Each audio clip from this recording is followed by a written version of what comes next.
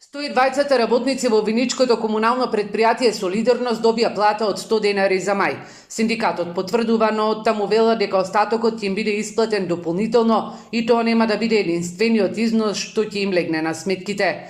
Раководството им дало објаснување дека платата од 100 денари е да не останат без здравствено осигурување, бидејќи толку пари имало во касата на јавното предпријатие. Очекуваме утре да се сретнеме со градоначалникот на Виница и да најдеме решение.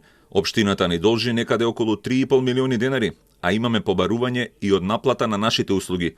Ако не се одржи таа средба, тогаш ќе ги организираме работниците. Директорот на јавното предпријатие Солидарност Александар Трајков не ја крева слушалката, но од она што стои на веб страницата на општина Виница, каде што оваа предпријатие ги објавува завршните сметки, стои дека лани остварило приходи од 61,2 милиони денари. Платите носат повеќе од половината, а има и обврски од речиси 28 милиони денари.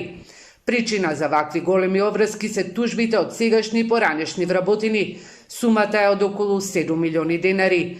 Тужбите се за период од последните 10 години за непочитување на колективниот договор, неисплата на К15 и од премнини.